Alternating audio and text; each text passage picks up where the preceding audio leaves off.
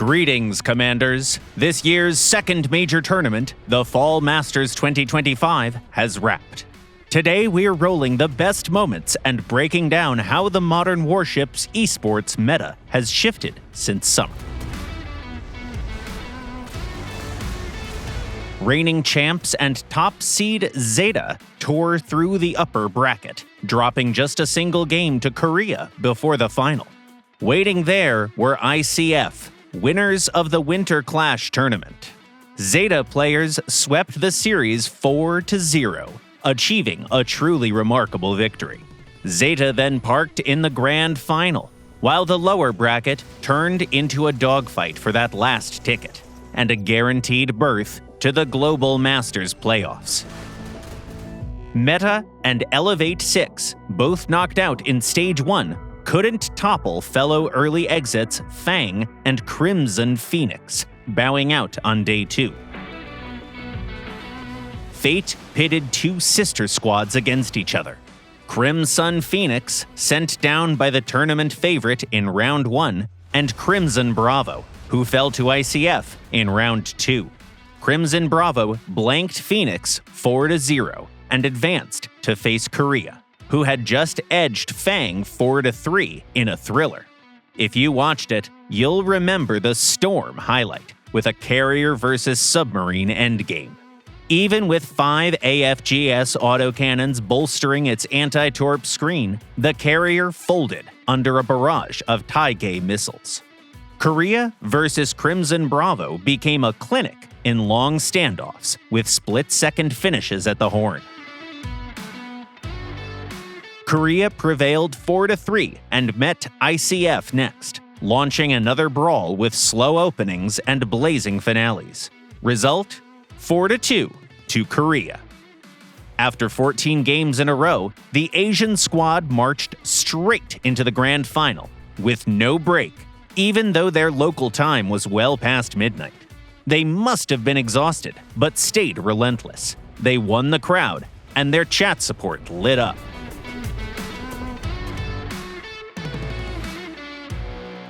The first battle of the grand finale was the Arctic, and it kicked off when Zeta burst down the flank where they shot at Korea's battleship. A quick trade followed, Korea's Fletcher for Zeta's Zumwalt. While Korea scrambled to contain the flank, Zeta's Straj lined up their carrier and finished it. The remaining hovercraft and submarine were no match for no less than 4 opponents, so they sank in short order. Zeta 1-0. The second map was the Greenlands, and Korea turtled early, but couldn't blunt the pressure. Their Zumwalt was lost very early in the round. They clawed back by sinking a Zeta frigate. After 2 minutes, the teams traded their subs. Then, Zeta split.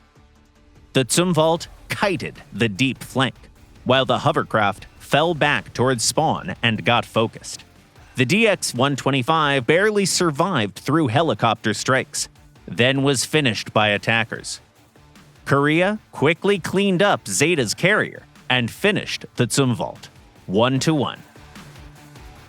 The polar frontier was a rough start for Korea. Their carrier was sniped by ballistic missiles, with Zeta apparently queuing shots off AA tracers nearly blind. Korea's hovercraft flanked and almost gunned down Zeta's carrier, but its commander slipped into safety on a sliver. Elsewhere, Korea's Smart 4000 was shredded. Vittorio Veneto then panicked under ballistic pressure, sailing into the sights of 3 ships.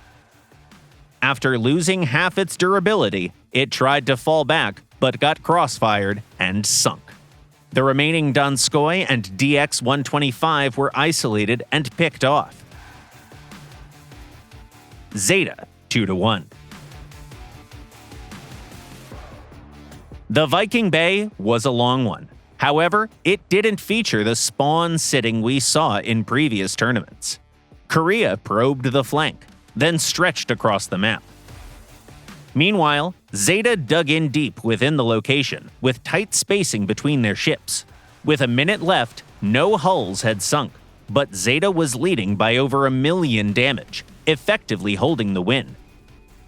Korea launched a last-ditch push for a pick, but dispersion killed their coordination.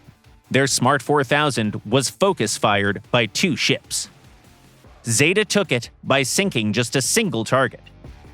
With a score of 3-1, all the team needed was a single win.